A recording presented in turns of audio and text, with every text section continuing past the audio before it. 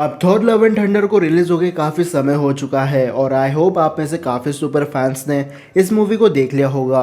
अगर नहीं देखा है तो स्पॉइलर अलर्ट, क्योंकि आज हम बात करने वाले हैं लव एंड थंडर के टॉप 10 मोस्ट पावरफुल कैरेक्टर्स के बारे में।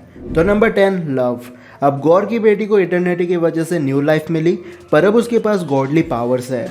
वो स्टॉर्म ब्रेकर उठा सकती है, मतलब उसकी स्ट्रेंथ एक पीक ह्यूमन से ज़्यादा ही है। इसका हीलिंग फैक्टर भी अच्छा खासा होगा, क्योंकि गौर का हीलिंग फैक्टर हमने मूवी के स्टार्टिंग में देख रखा है। और लव अपने आंखों से लेज़र प्रोड्यूस कर सकती है, तो हाँ, अब इकरस अकेला नहीं है जो अपने आंखों से लेज़र बीम प्रोड्यूस कर सकता है। पर गौर की बेटी को नंबर 10 पर इसलिए रखा है क्योंकि अभी इसे बहुत कुछ सीखना है और शायद थॉर 5 में बड़ी हो जाएगी, तब हमें इसकी असली पावर के बारे में पता चलेगा। Number 9, Korg. अब एक क्रोनन होने की वजह से कॉर्ग की फिजिकल स्ट्रेंथ और ड्यूरेबिलिटी काफ़ी हाई लेवल पर है। बॉडी पत्थर की ज़रूर है, पर क्रोनन्स कभी भी एसगार्डियंस या हल्क जितने पावरफुल नहीं होते हैं। थॉर द डार्क वर्ल्ड में थॉर एक क्रोनन को मार चुका है और रैग्नारोक में हमें पता चला कि कॉर्ग हल्क से फाइट करने से डरता है। इससे हमें ये पता चलता है कि कॉर्ग की कुछ लिमिटेशंस है और इसीलिए वो कभी मेन सुपर विलन से फाइट नहीं करता। ज़्यूस के थंडरबोल्ट से कॉर्ग की बॉडी बर्बाद हो गई थी, तो हाँ, कॉर्ग की बॉडी को भले लावा में कुछ ना हो, पर गॉडली वेपन के सामने ये पत्थर की बॉडी किसी काम की नहीं है। पर कॉर्ग के पास अच्छी खासी फाइटिंग स्किल्स है, इसलिए ना सिर्फ उसने सगार प्लेनेट पर सरवाइव किया, बल्कि हेला की डेड आर्मी और ज़्यूस के गार्ड्स को भी अच्छी तरीके से कूट दिया। Number 8, light God. अब ये वही गॉड है जिसकी पूजा गौर किया करता था। इसकी हाइट 12 फीट के आसपास थी और इसे कोई फर्क नहीं पड़ता कि इसके भक्त जिंदा है या मर गए। और एक चीज़ से हमें फ़र्क पड़ता है, और वो है कि इसने गौर से पहले वाले नेक्रोसोड यूज़र को मार दिया था। अब इसे नल समझने की गलती मत करना, नल्स के राइट सोनी के पास है और सोनी के कैरेक्टर्स को मार्वल सिर्फ तभी यूज़ कर सकता है जब मूवी में स्पाइडरमैन हो। तो ये बात तो साफ है कि ये नल नहीं है। पर लाइट गॉड नंबर 8 पर इसलिए है क्योंकि हमें नहीं पता कि ये नेक्रोसोड यूज़र कितना पावरफुल है। गॉड ने फेलिगार जैसे गॉड को मारा है जो ब्लैक होल से खेलते थे, वही दूसरी तरफ ये नेक्रोसोड यूज़र लाइट गॉड के हाथों मारा गया।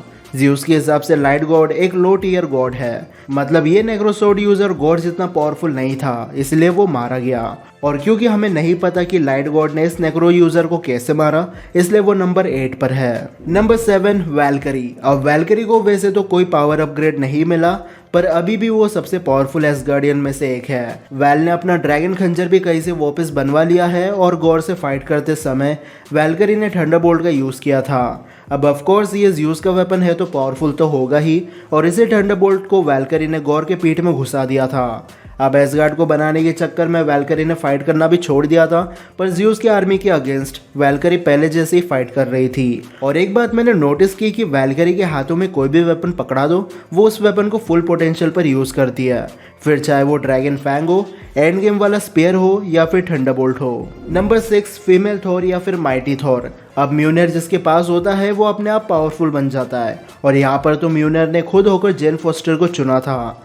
जेन के पास भले एक्सपीरियंस कम हो, लेकिन वो अच्छी खासी फाइट कर लेती है। वो बिना किसी दिक्कत के गौर के शैडो क्रिएचर्स को मार रही थी, फिर उनका साइज कुछ भी हो। गौर को भी जेन ने काफ़ी हद तक बराबरी की टक्कर दी थी, और फीमेल थॉर की वजह से ही नेक्रोसोड धूल बन गई। और कहीं ना कहीं जेन फोस्टर को देखकर ऐसा लगता है कि उसने थॉर से बेटर म्यूनर का इस्तेमाल किया है। और ना सिर्फ फिजिकली बट इमोशनली भी जेन काफ़ी ज़्यादा स्ट्रॉन्ग थी। सबसे पहले तो कैंसर होते हुए लड़ाई करना, उसके बाद जेन के भरोसे ही गौर ने अपने बेटे को वापस जिंदा किया। तो हाँ, जेन फोस्टर थॉर के पावर्स का अच्छे से यूज़ कर रही थी, और नंबर 6 पर होना वो डिजर्व करती है। Number 5, Thor. अब लव एंड थंडर भले ही थॉर की मूवी हो, लेकिन ऐसा ज़रूरी नहीं है कि वही सबसे पावरफुल होगा। लेकिन थॉर को काफ़ी पावर अपग्रेड्स मिले हैं, जिससे वो अब और अच्छे से अपनी लाइटनिंग पावर्स को कंट्रोल करता है। थॉर को पता नहीं है, पर वो अनजाने में मैजिक यूज कर रहा था, जैसे अनजाने में म्यूनर पर स्पेल कास्ट कर देना या फिर एसगार्डियन बच्चों को अपनी पावर्स दे देना। जहाँ एंड गेम में थॉर की बॉडी की वाट लग चुकी थी, वही दूसरी ओर लव एंड थंडर में थॉर अपने पीक पर था। थॉर के पास अब स्टॉर्म ब्रेकर और म्यूनर दोनों हैं, और ये वेपन पूरे प्लेनेट को डिस्ट्रॉय करने की ताकत रखते हैं। थॉर की स्पीड भी पहले से ज़्यादा हो चुकी है, और ये बात पे गौर करना कि जब भी थॉर की आइज ग्लो हो रही थी, उसे एक तरीके से पावर बूस्ट मिल रहा था। वैसे काफ़ी सुपर फैन सोच रहे थे कि थॉर लव एंड थंडर में थॉर को ना जाने कितना पावरफुल दिखाया जाएगा। तो देखो भाइयों, मूवीज़ में कैरेक्टर डेवलपमेंट पे ज़्यादा फोकस किया जाता है, ना कि पावर लेवल पे।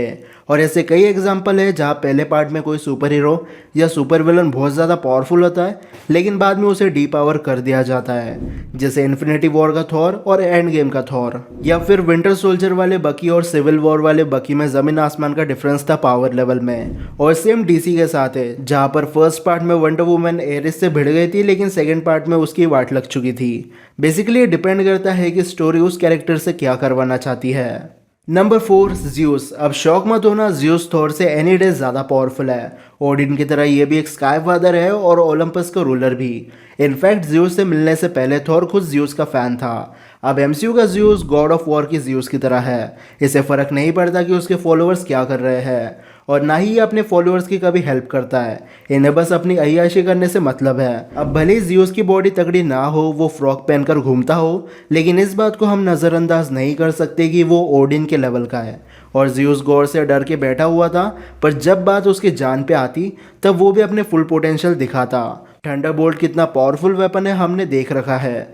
थॉर के हिसाब से ये पूरे आर्मी को धूल चटा सकता है। ऐसे ही अभी के लिए हमें ज़्यूस की पावर देखने नहीं मिली, पर थॉर 5 या किसी इवेंट के दौरान हमें ज़्यूस की पावर देखने ज़रूर मिलेगी। Number 3 gore the God butcher. अब गॉर कॉमिक्स जितना तो पावरफुल नहीं था, पर वो बहुत ज़्यादा कमज़ोर भी नहीं था। नेक्रोसॉर्ड मिलने के बाद उसने ना जाने कितने गॉड्स को मौत की घाट उतार दिया। फिल्म मेकर्स के अकॉर्डिंग गॉर के ऐसे कई सारे सीन्स थे जहाँ वो काफ़ी पावरफुल गॉड्स को तड़पा तड़पा के मार रहा था, लेकिन बाद में इन सीन्स को डिलीट कर दिया गया।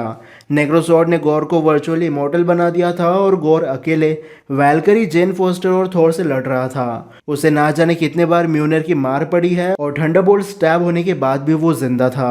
और अगर थॉर अकेला शैडो रियलम में गॉर से लड़ने जाता तो शायद वो वही मारा जाता।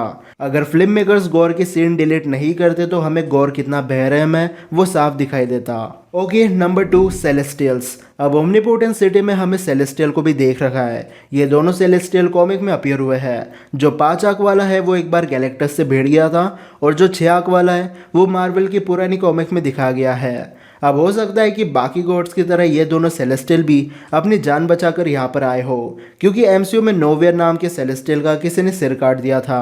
अब ऑफकोर्स वो गॉर द गॉड बुचर नहीं है, पर हो सकता है कि गॉर से पहले जिसके पास भी नेक्रोसॉर्ड होगी उसने नोवेयर का सिर काट दिया हो। पर सेलेस्टियल अपने आप में काफ़ी पावरफुल होते हैं, क्योंकि इन्हीं की वजह से यूनिवर्स में लाइफ क्रिएट होती है।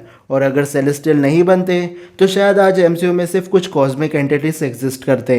और अभी के टाइम पे तो एमसीयू में काफ़ी ज़्यादा सेलेस्टियल आ चुके हैं, लेकिन हो सकता है कि सीक्रेट वॉर आते आते हमें डार्क सेलेस्टियल भी देखने मिल जाए। अब नंबर 1 पर आने से पहले मैं कुछ ऐसे कैरेक्टर्स की बात कर लेता हूँ जो इस लिस्ट में नहीं है।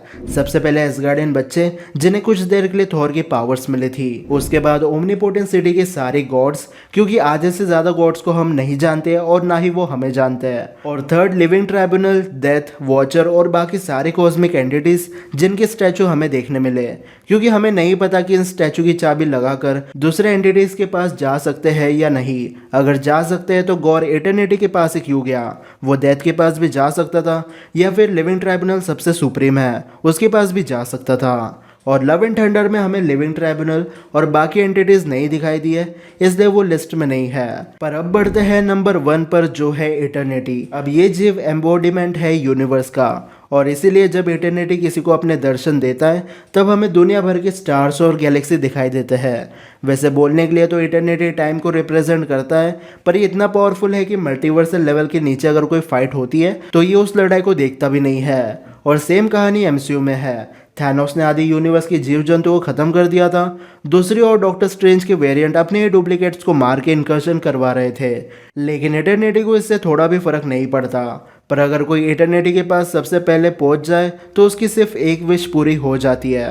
लव एंड थंडर में इटर्निटी एक टाइप से गॉड बॉम्ब की तरह था। कॉमिक्स में जहाँ पर गॉर नेक्रोसॉर्ड की मदद से गॉड बॉम्ब बनाता है जिसकी मदद से सारे टाइमलाइन के गॉड्स को मारा जा सकता था, वही एमसीयू में गॉर इटर्निटी से ये विश मांगने वाला था कि वो सारे गॉड्स को खत्म कर दे। पर गॉर द गॉड बुचर की वजह से इटर्निटी अभी एमसीयू का पार्ट बन चुका है, और इटर्निटी के साथ ही आज की लिस्ट यही खत्म हो जाती है। लेकिन अब आप मुझे कमेंट सेक्शन में बता सकते हो कि आपको Thor love and thunder movie कैसे लगी। अगर आपको ऐसा लगता है कि इस लिस्ट में किसी को आना चाहिए था तो मुझे कमेंट सेक्शन में ज़रूर बताना। वीडियो पसंद आई होगी तो इस वीडियो को लाइक और शेयर करना बिल्कुल मत भूलना, और चैनल को सब्सक्राइब कर देना इसी वीडियो देखने के लिए। तो फिलहाल के लिए इतना ही। अब मैं मिलता हूँ आपसे अगले वीडियो में, तब तक गुड बाय।